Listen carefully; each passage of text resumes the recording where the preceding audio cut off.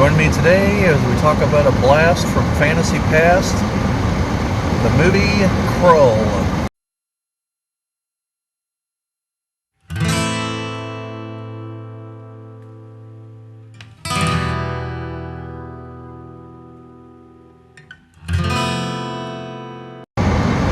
Welcome back to those who've been here before. Welcome to those who are new to the channel.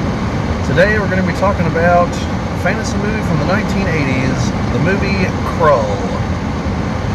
Now, in some respects, there's a lot to say about this movie, and others, not so much. Probably best to start with the cast, and I am going to kind of cheat here, because there's a lot of people to try to remember, so I'm going to have it up here on my phone. I would say there's no real A-list stars in this, but I'd be lying. They weren't necessarily A-list at the time.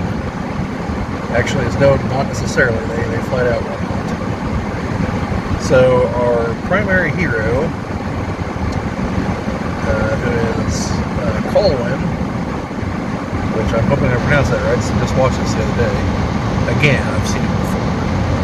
He is played by Ken Marshall, who you probably not recognize him in this movie, but if you have seen Star Trek Deep Space Nine, he is Lieutenant Commander Michael Edgington.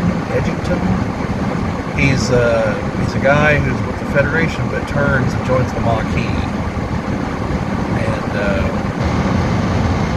he keeps trying to get Cisco to come around to his way of thinking, and in the end he does a few surprising things to get Cisco to, not come around to his way of thinking, but views him in a different light at any rate. The princess is Lisette Anthony. Now, I personally have not seen her in anything else. I kind of looked through her credits. She does have other credits, but I don't recall seeing her in much of anything else. Freddie Jones, who I'm going to assume a number of you watching this have also seen Dune from the 1980s by David Lynch. And Freddie Jones played Thufir Hawat, the Mentat for House Atreides. And here he's just kind of the roaming guy to kind of kick off the plot, Ynir. And then the Widow of the Web, who's important at one point in the movie, who's literally a woman in the middle of a web with a big spider floating around, is played by Francesca Annis. Also in 1980s Dune movie, she was Lady Jessica. Then you have Alan, that's A-L-U-N, Armstrong. He's got a number of credits, but the main thing I recall seeing him in is The Mummy Returns. He's like the leader of the group of guys who dig up Imhotep, and like at the end of the movie, like his hands all gnarled up, and he's like, "Oh, help me, Imhotep," and Imhotep's like, "Why?" And then the Scorpion King tears him apart. He's been in other stuff, though. Kind of looks like Mr. Bean a little bit. Then we have Bernard Bresslaw. He plays the Cyclops, and if you watch some of my other videos on here, you know that not too long ago I did a video on a movie called Hawk the Slayer. He was also in that movie as the Giant. And then, of course, the actual A material, Liam Neeson.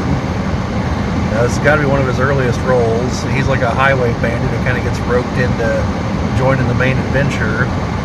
And along with him is Robbie Coltrane. Yeah, Robbie Coltrane, also a highway bandit, also kind of gets roped into things.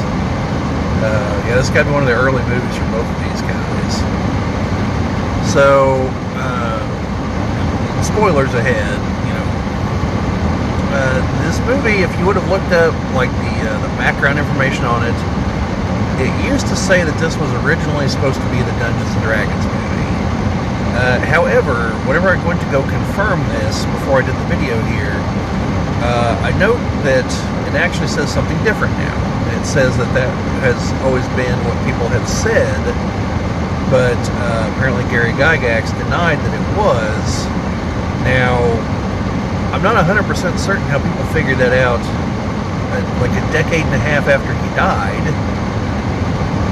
because I know it used to say that it was the Dungeons and Dragons movie, and it said it after his death. So, I don't know at this point. I'm going to go with whoever is saying this hopefully knows what they're talking about. So maybe this wasn't meant to be the Dungeons and Dragons movie. It'd be kind of hard pressed to see how it would be, but it was the 80s.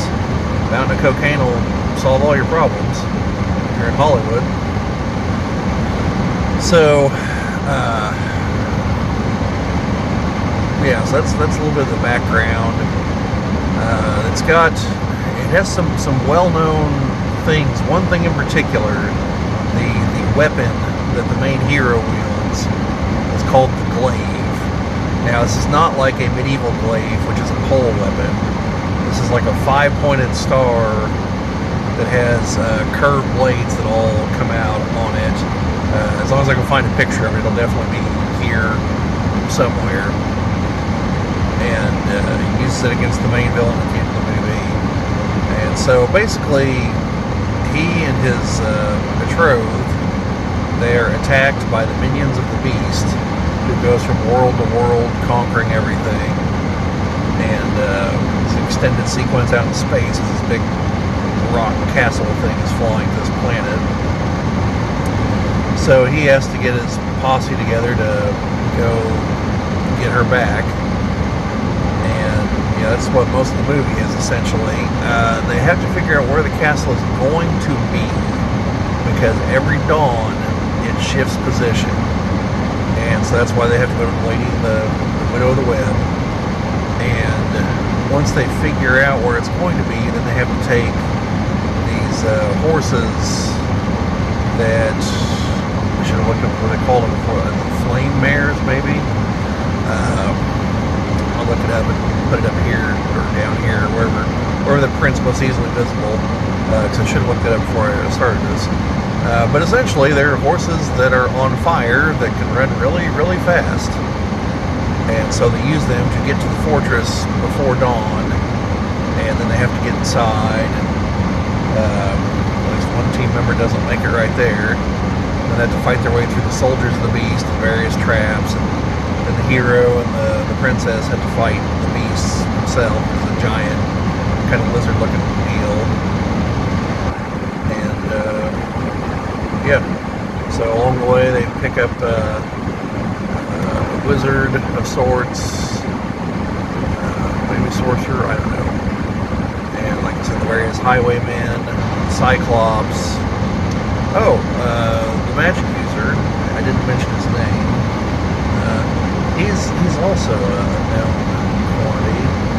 I believe it's Bernard Archard. But he, for those of you who have seen Willy Wonka and the Chocolate Factory, that's the original one with Gene Hackman, not Charlie and the Chocolate Factory, the one with Johnny Depp. He was the school teacher who, if you actually pay attention to what he says, it's total nonsense every time that he's talking. So, that's it, your cast and the basic outline of the adventure. They have to keep fighting various minions of the Beast along the way. He's got soldiers that are like kind of a sunken-in dome kind of deal, and whenever you kill them, like a snake thing comes screaming out, skitters off underground. And their weapons are a combination of like swords and laser weapons. I don't know. So the main hero has to go through various trials. Like he's got to get the glaive towards the beginning of the movie, which involves some interesting rock climbing, which he apparently did all his own stunts on. The actor playing him, obviously. But so overall, it's an entertaining 80s fantasy romp. It actually has fair production values. It was one of the more expensive movies made whenever it was made. So there's a lot of detailed set work, a lot of interesting filming locations. The acting's passable for the most part. I'm honestly not entirely certain why this movie didn't do better. Like, it's not great. I'm not going to sit here and tell you it's a 10 out of 10 or anything. It's probably a 6 to a 7, maybe. Now, that's me having a soft spot for this kind of movies. But, yeah, I mean, it's definitely worth a watch. Definitely, like, you get to see what theoretically was a take on Dungeons and Dragons. Maybe, maybe not. It seems to, like, that seems to have changed now that no one's alive to dispute the change. So, anyway, gives you some ideas for your campaign, though. The whole, like, shifting fortress, the glaive, some other things, using the Cyclops as a door jamb. I mean, there's a lot of interesting ideas floating around in this movie.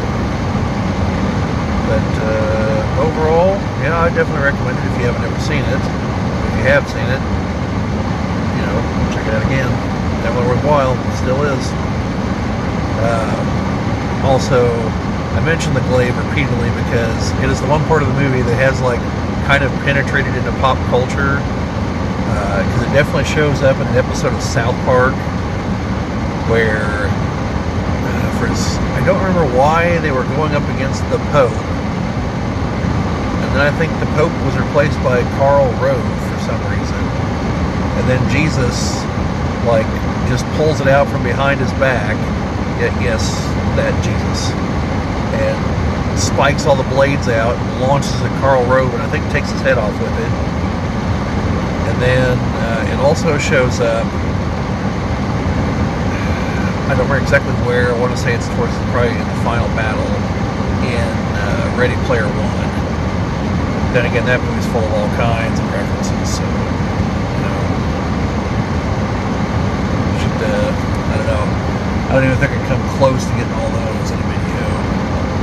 It'll probably take me rewatching the movie 20 times to think I might have caught half of it. So, I can tell you, kind of somewhat unrelated, but it will be related because at some point I will be doing a video on this movie as well.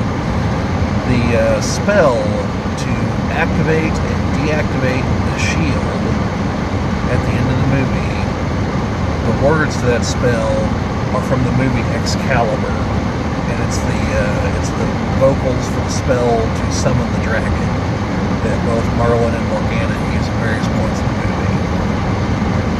So, anyway, a little tidbit for you there. But, yeah, so let me know what you guys think. Have you seen the movie before? Is it a gem from the 80s? Do you think it's trash? Are you going to watch it now? You want more videos like this where I keep rambling on about random movies that I watch over the weekends and whatnot? Hopefully so, because I've already got at least a couple of those recorded. But, anyway, you know, it's YouTube, so, you know, like, subscribe, all that fun stuff. Hit us up on Twitter if you feel like it. But otherwise, folks, see you out there.